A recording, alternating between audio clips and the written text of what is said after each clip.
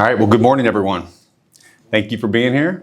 Today, I just wanted to do a quick update on the voter registration and the precinct assignment review.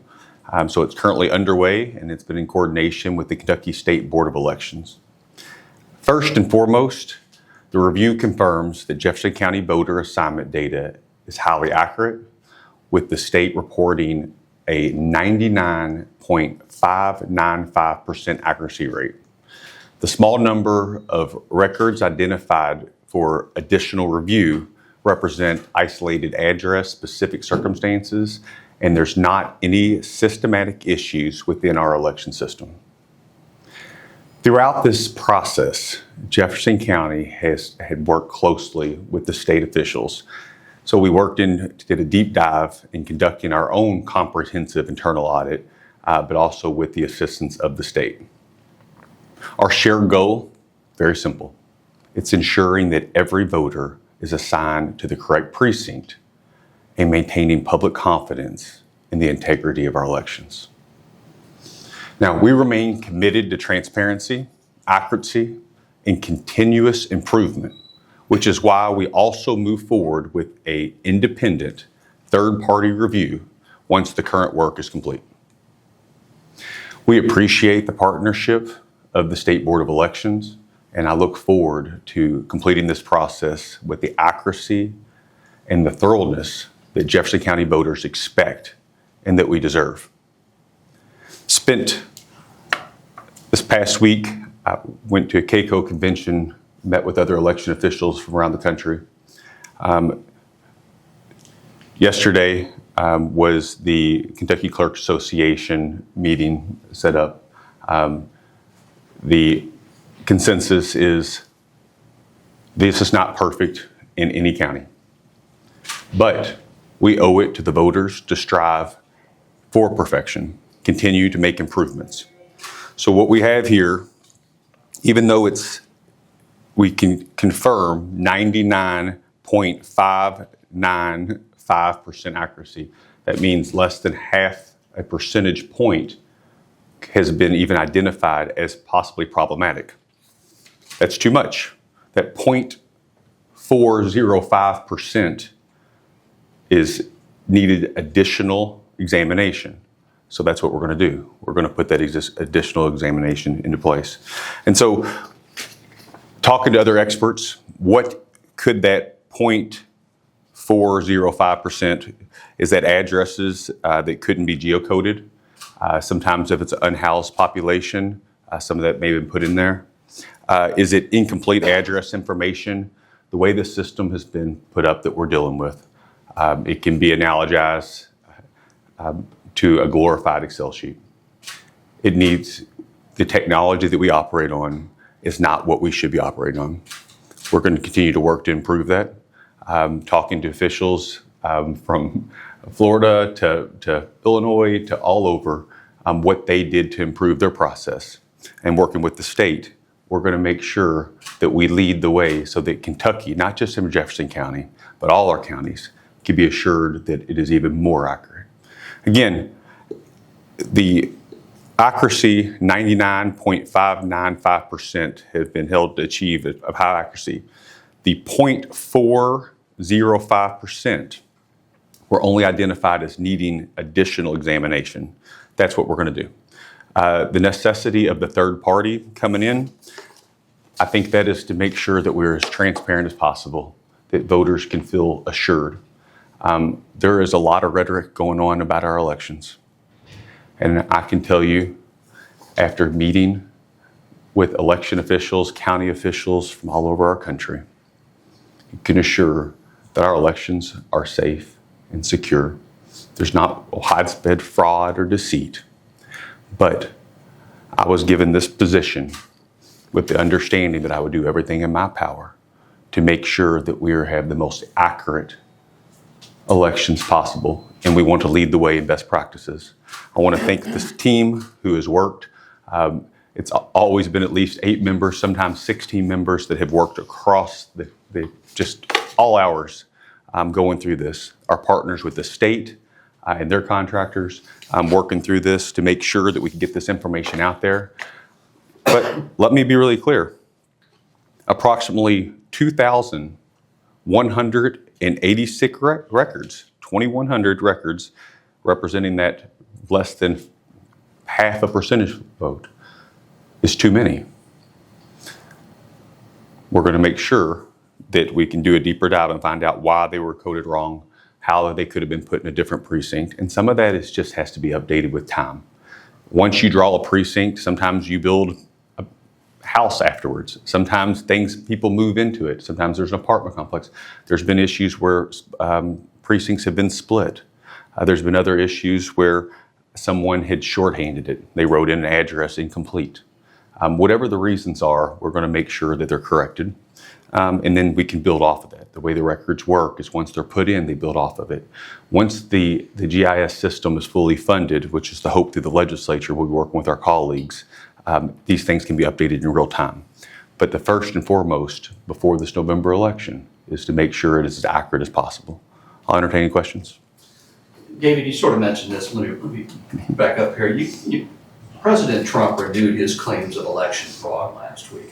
Your reaction to that, and specifically, what impact, if any, or effect does that have on your efforts to assure the public that their votes are safe? I actually had jumped on a plane to attend the CACO convention to work on some of the task force with elections and best practice throughout the state, talking to elected officials that have come from all over. The sentiment is not partisan. In fact, CACO, a lot of counties can be conservative in ways. I think a lot of elected officials throughout our country are pissed. They're angry about the misinformation that's being put out there, that the people are working really hard to make sure the integrity of our elections are upheld. Our elections are the bedrock of our democracy, and for someone to come out and say misinformation, spread misinformation without anything to back that up is frustrating and dangerous. And so I want to make sure the people here know our election officers, they work their butt off. This team works their butt off.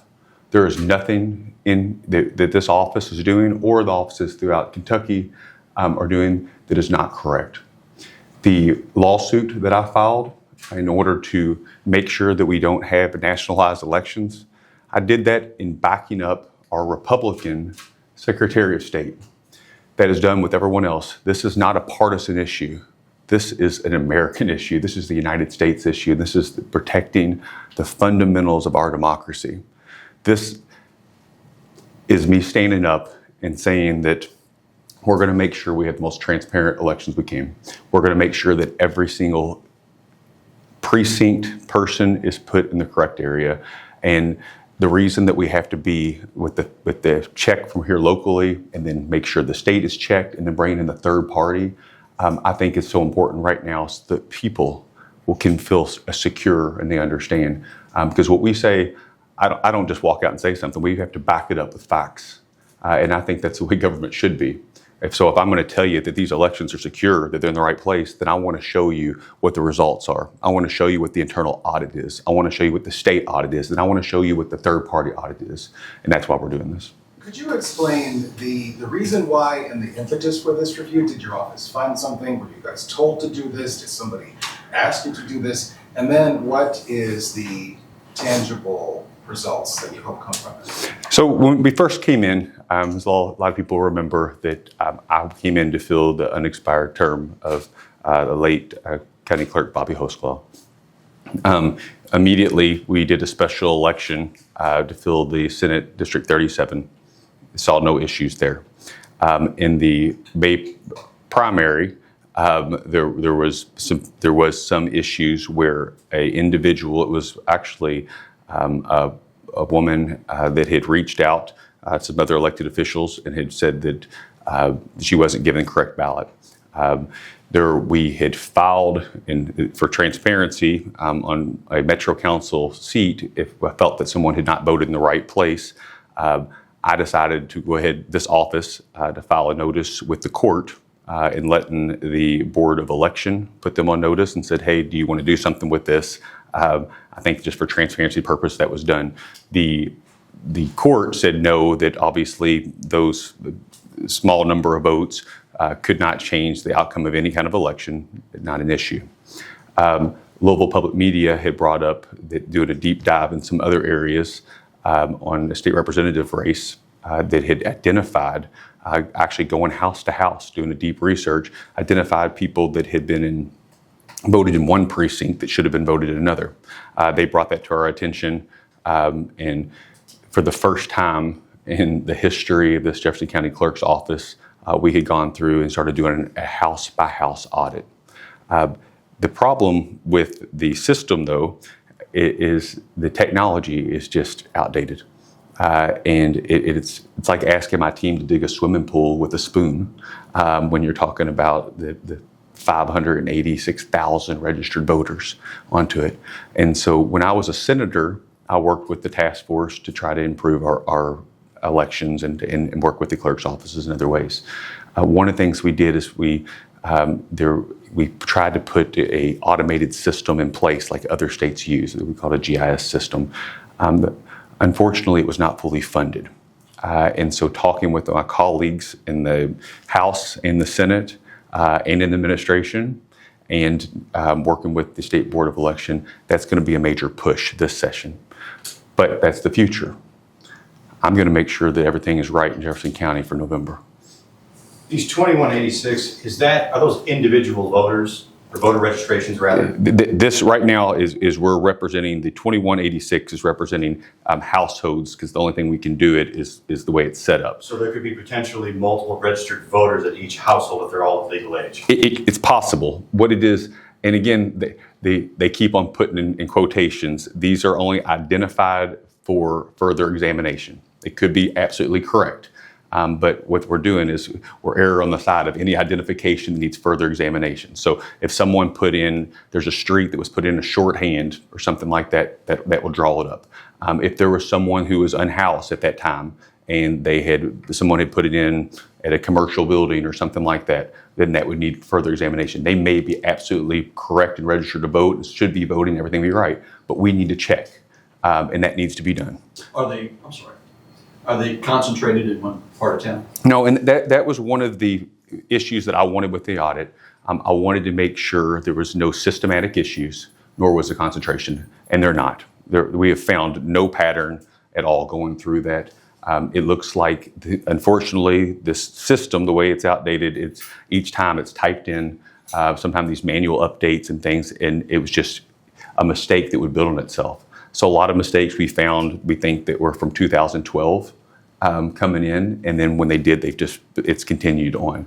So unfortunately, even though it's a low number of people, we think that it has been going on for approximately 6 elections, and then of course we don't even know what problems you may have had before the previous census.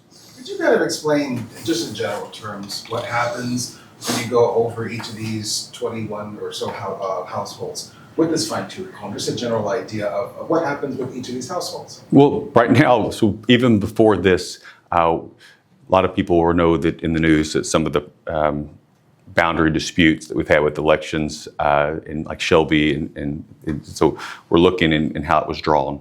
We're doing the same thing and working with the PVA, and have been on with the Secretary of State as far as our bordering, whether it's Odom or Bullitt. And so we found early on that some people that should be voting in Jefferson County that had been voted in previous elections in Bullitt County on there. And a lot of times it can be funny because you have the overline, the way these street lines are drawn, and they have the logic maps, but then someone decides to build the residence, right across it. And the whole, the bedroom lies across this. There's not actually specific law laid out that way. It's kind of, we have a history of just kind of having agreements into it. And to me, when we're drawing lines in the legislature, when they're drawing lines in the legislature onto it, they should be enforced. And it's so important for it to be precise, because the individual voters needs to be able to hold their elected officials accountable at every single level. And so while that may not be enough sometimes to change an election or whatnot, you remove the power of the voter to hold their local elected official whenever they're not in the right spot. So yes, no, we definitely sent out the letters and said, hey, we found that Even though the majority of your property is in Bullitt County, your house is right here, and it appears this. And sometimes they'll come back and say, "Oh no, that's my, whatnot." So there's some back and forth. There's actually litigation in place with the PVA's office in some regards because of the way taxation works. The other issue is some people would want to, whether it's want to live in a different county for purposes going to school, but pay taxes here. All this has to be worked out, and that's part of what we'll be sitting down with the legislature and doing. My concentration right now, before November, is making sure that each of the households that were identified as needing additional examination gets that full examination, whether it's personal touches, and then we also, after that, I'm not going to rely on it in a vacuum. We also go out to a third party. We've got an RFP that'll be going out, and then looking at best practices. How do you further examine to make sure it's correct? And then from there, once we know our records, we got to make sure they're being updated in real time and checked. And again, it was recorded and televised at our Clerks Association. It's consensus that there is going to be no county where it's perfect because of the technology in place. And voting and registration is constantly moving. We know that because new buildings and houses are being built, things are being put in, people are registering, people are, all those things. So it is moving. We got to be able to move with it. This state review, was it also a county-wide house-by-house review like the internal audit was? No, the state was just for Jefferson County. Okay. So we utilized, we had to work with them. So we had our team depending on the day. Sometimes I had to steal them away, as many as 16 people working around the clock, sometimes 8 people. We were working continuously, and then we utilized the state because of some of their additional technology that they had put in place. And they had brought in a contractor as well, who was just fantastic to kind of help. I think it's really important to have additional layers of checks. So my team went through and got everything together with it. We could not get into the voter registration system during this time so that they could run through in real time and do a check as well. And then we're going to take both of ours and take it to a third party again and have it checked. And again, I got asked there, that seems like overkill, David, for less than 0.5% to even say that it needs additional examination. And I think in today's climate, with what's going on, voters need to be assured that things are done correctly, they're done right, and that's why it's important to be able to get all this information and then hand it over. Anybody can stand on a podium and make claims.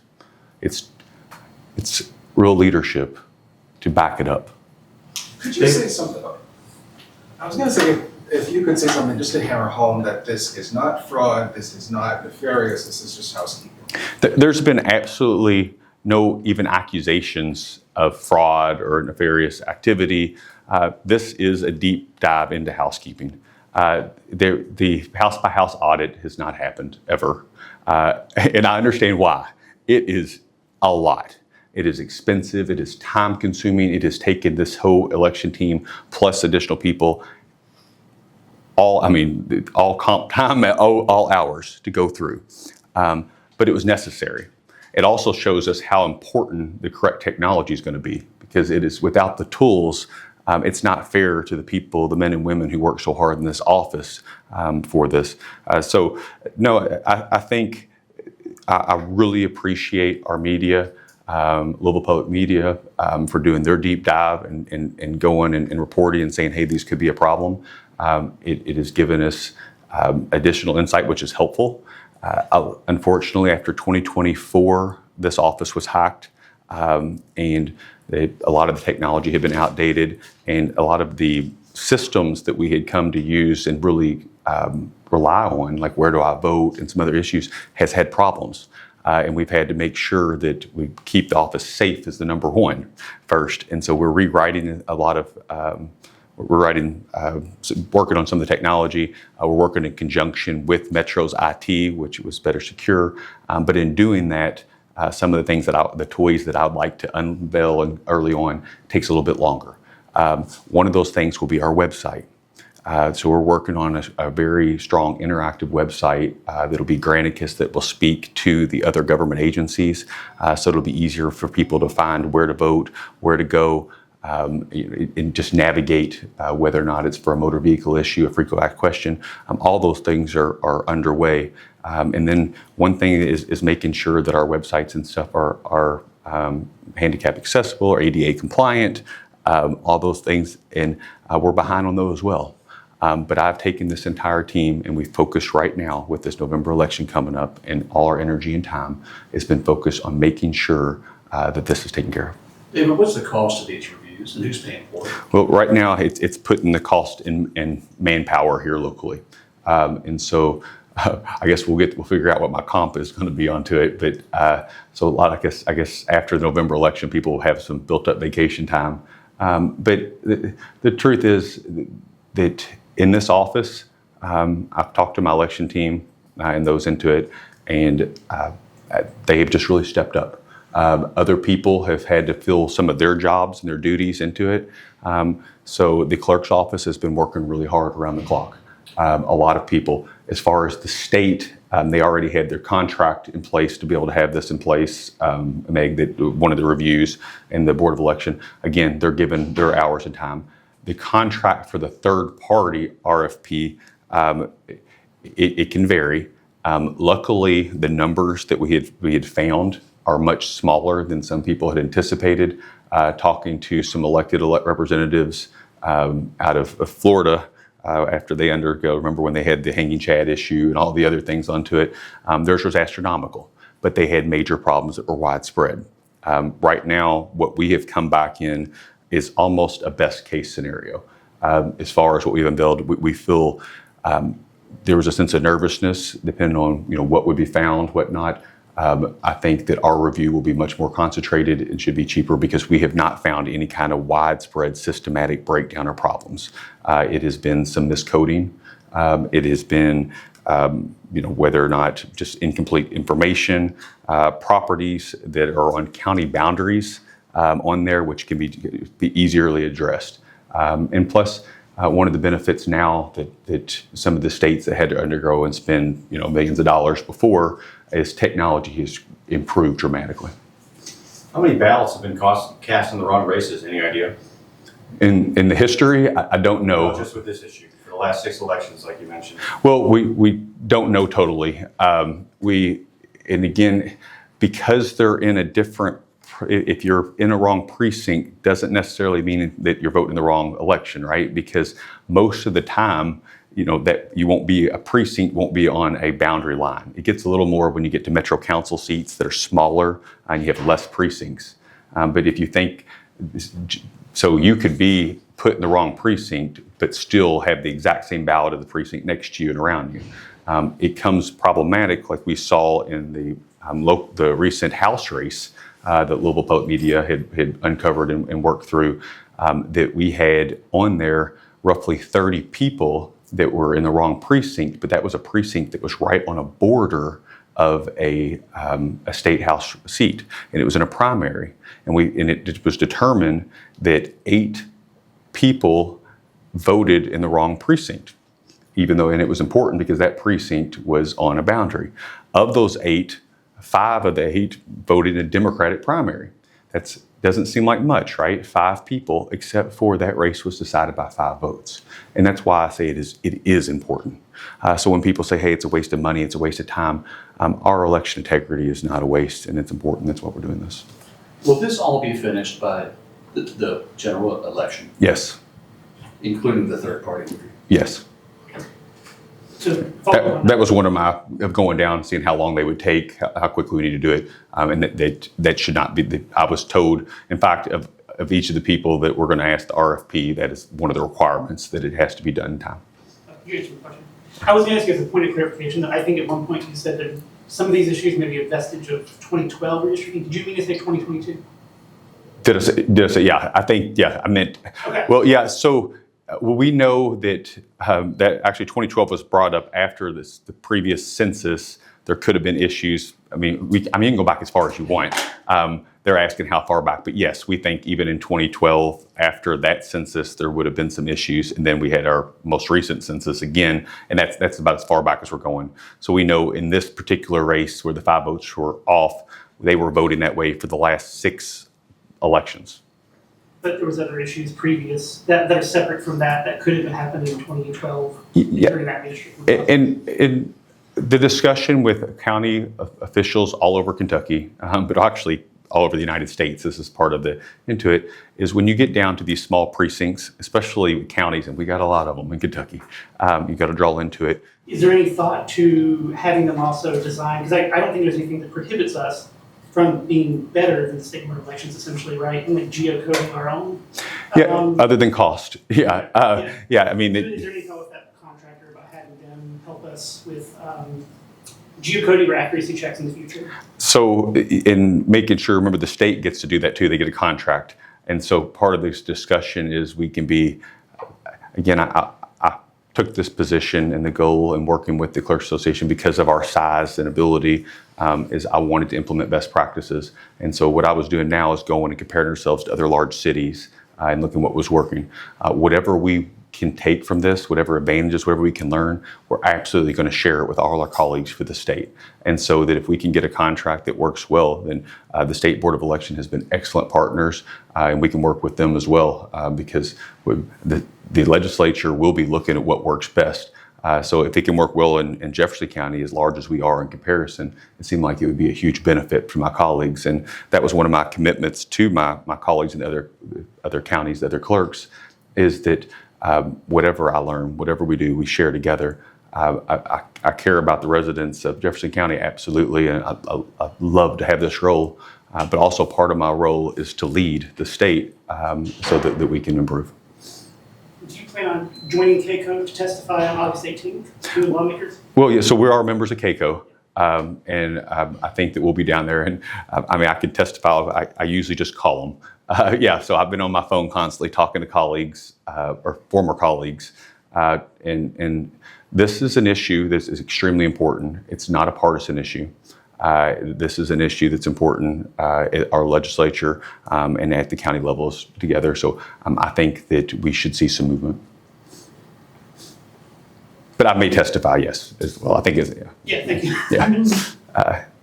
And I got to be careful. I don't want to overstep because we do have a president and different members of of our boards, and they're excellent. And so, if they want me, I will testify. You'd be sort of under the guise of KCO. And the County Clerks Association, who also have their members there as well. And then we have IGO as well. So there's a lot of different organizations that we could utilize the resources that we have not done.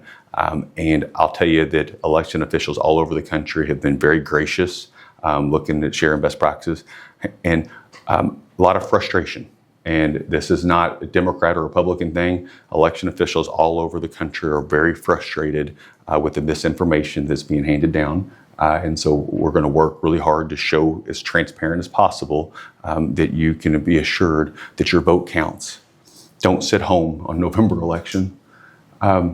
Your vote matters. It counts. Despite the rhetoric, we need you to show up and vote.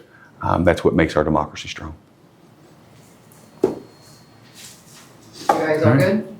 I really appreciate everybody, and I'm going to keep you updated. Once we get the next round and we get the third party, I look forward to whatever the results are. We'll be as transparent, as open as possible, and we'll share that. Thank you.